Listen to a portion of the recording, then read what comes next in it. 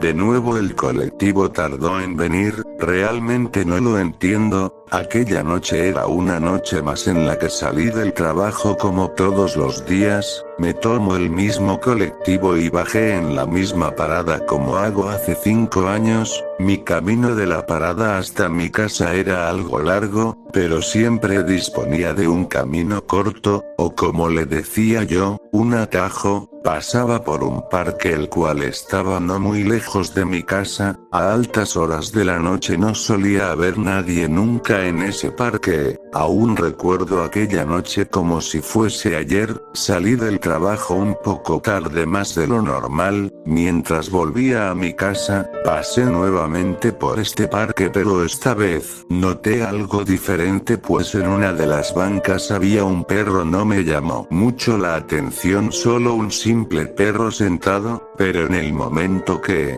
pasé junto a él sentí como me miraba, podía sentir sus ojos clavados en mí como si me conociese de alguna manera. Cabe decir que yo jamás en mi vida había visto a este perro en los años que vengo pasando por esta plaza a estas horas.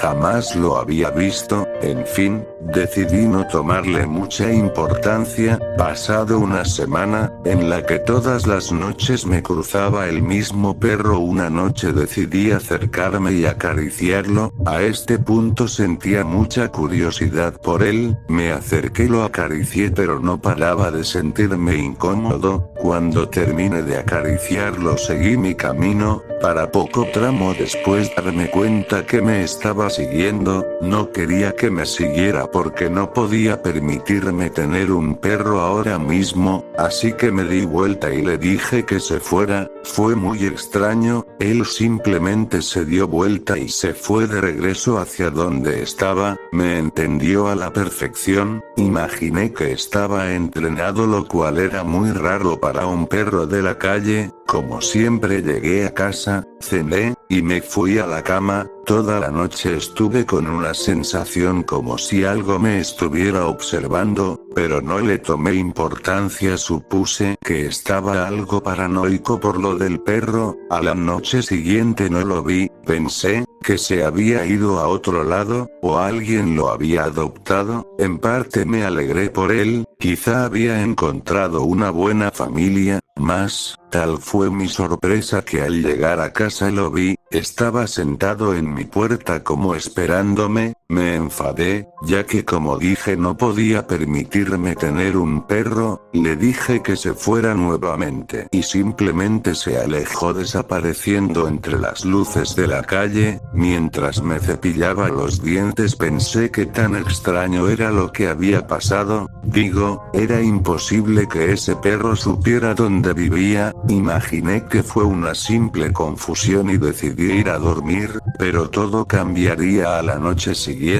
Aquella noche un viento frío se había levantado. Volví a mi casa, y pasé por el parque nuevamente. El perro estaba sentado en la misma banca, y de nuevo me empezó a seguir. A este punto ya estaba harto, pero me sentía muy incómodo. No sé si era su mirada o que me estuviera siguiendo, pero me causaba mucho terror ese animal. Nuevamente me di vuelta y le dije que se fuera, pero esta vez fue algo diferente. No me hizo caso y continuó acercándose a mí. El camino a casa era cada vez más largo. En un momento podía ver la sombra del perro, y por Dios, ¿qué era esa cosa? El perro comenzó a caminar en 2 patas, para terminar teniendo una figura muy alta, más alta que yo. No me animaba a darme vuelta para ver qué era. El pánico del momento me había congelado como el frío que hacía. Continué caminando y cerré mis ojos deseando que estuviese soñando. Podía sentir susurros en un idioma que no llegaba a entender.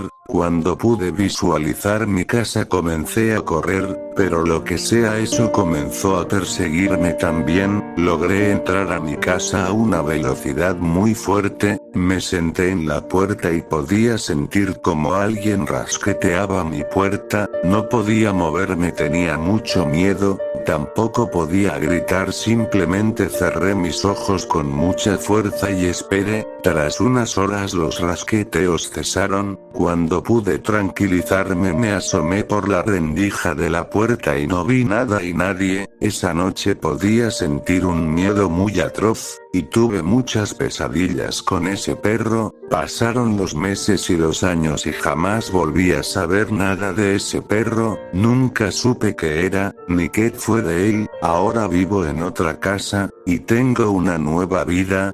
Pero aún así nunca pude sacarme de la cabeza la idea de que vuelva por mí, y por muchas noches podía sentir algunos rasqueteos en mi puerta.